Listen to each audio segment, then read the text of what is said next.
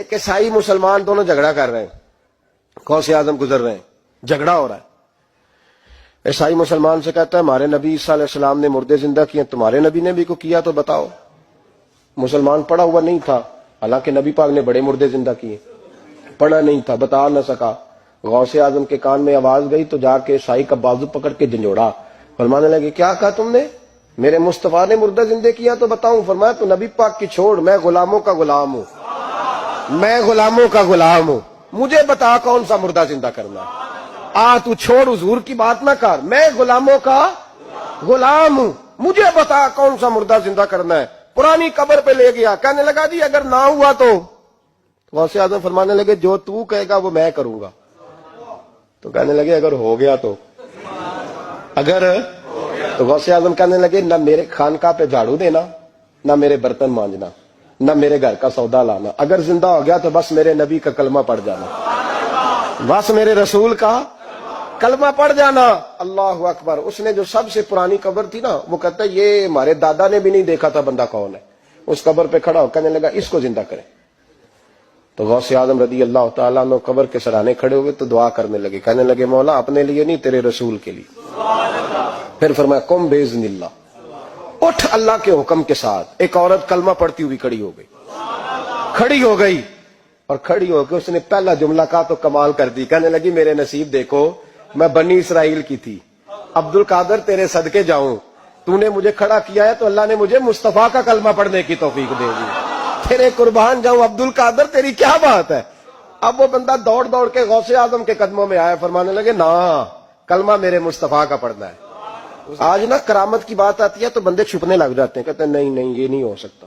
بڑا مدافعانہ سا عمل، بڑا شرمندہ سا لب و لہجہ. جی وہ غوث پاک ایک دن ایک صاحب کرامت بیان کر رہے تھے تو بڑے جھجک کے حضور غوث اعظم، میں نے کہا تو بیٹھ مجھے بیان کرنے دے. تو ڈر رہا ہے، کرامت سے ڈر رہا ہے، مجھے بیان کرنے دے، میں بیان کرتا ہوں، مجھے بیان کرنے دے. ملا علی قاری علیہ رحمہ نے لکھا ہے، دیگر بہت سارے لوگوں نے لکھا ہے، غوث اعظم خطبہ دے رہے تھے، تقریر کر رہے تھے، اچانک ہاتھ آگے بڑھایا تو یہاں تک ہاتھ بھیگ گیا غوث اعظم کا. ہاں کھول کے دیکھے، کھول کے بات کر رہا ہوں، ہاتھ یہاں تک بھیگ گیا. مرید کہتے ہم نے پوچھا حضور پانی بھی کوئی نہیں، ہاتھ بھیگ گیا. میں چپ کر کے سبق پڑھو، شاگردوں کو پڑھا رہے، چپ کر کے سبق پڑھو. تھوڑی دیر گزری، چند گھنٹے تو ایک قافلہ آ گیا، سارے لوگ پانی میں بھیگے ہوئے ہیں. حضور غوث اعظم کے سامنے کھڑے ہوئے، کہا حضور آپ نے بڑی کرم نوازی فرمائی، بڑی کرم نوازی. وہ شاگرد کہنے لگے ہوا کیا؟ تو وہ لوگ کہنے لگے کشتی میں بیٹھے تھے تو کشتی ڈوبنے لگی.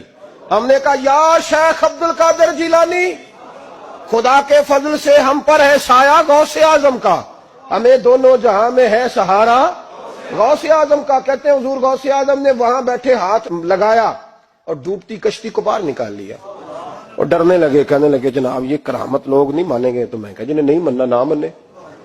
ان کے کانوں کے نا پیچھے خارش ہوتی ہے جب اس طرح کی ولیوں کی بات بتائی جائے. وہ تو حضور غوث اعظم کی بات نہیں مان رہا، پڑھ نہ سورہ نمل پڑھ.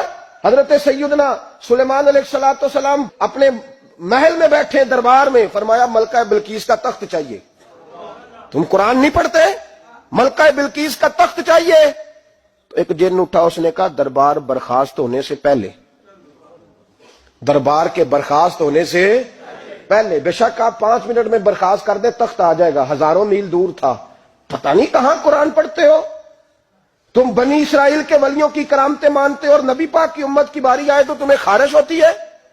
شرمندہ سا لب و لہجہ. ہمارا لب و لہجہ شرمندہ نہیں، اس لیے کہ ہم تو جیتے اور زندہ ہی ولیوں کے نام کی برکت سے ہیں. ہمارے لب و لہجے میں تمہیں شرمندگی نہیں ملے گی. ہم اس طرح بیان نہیں کرتے کہ کوئی کیا کہے گا تو بچ کے جملے. حضرت سلیمان سے کہا آپ کا دربار برخاست ہونے سے پہلے. آپ نے فرمایا نہیں بھائی اس سے بھی پہلے چاہیے. ایک اٹھا، عندہ علم من الکتاب، جس کے پاس کتاب میں سے کچھ علم تھا، پورا علم نہیں تھا اس کے پاس، کتاب میں سے. حضرت آصف بن برخیا تو کہنے لگے حضور میں نہ لے آؤں. تو میں کب لاؤ گے؟ انہوں نے کہا پلک جھپکنے سے نہ. اگر سارے بولے تو لطف آئے گا. پلک جھپکنے سے پہلے. آپ نے فرمایا چل لا کے دکھا. پھر آیا کہ نہیں؟ بولے آیا نا. حضرت آصف بن برخیا وہاں سے گئے کہ وہیں رہے؟ آیا نا تخت. 80 فٹ اونچا، 80 فٹ چوڑا، 80 فٹ لمبا، اتنا بھاری کہ شاید 50 لوگ نہ اٹھا سکیں. وہ آیا سامنے رکھا تو حضرت سلیمان کہنے لگے یہ کیا ہے؟ تو جناب آصف بن برخیہ کہنے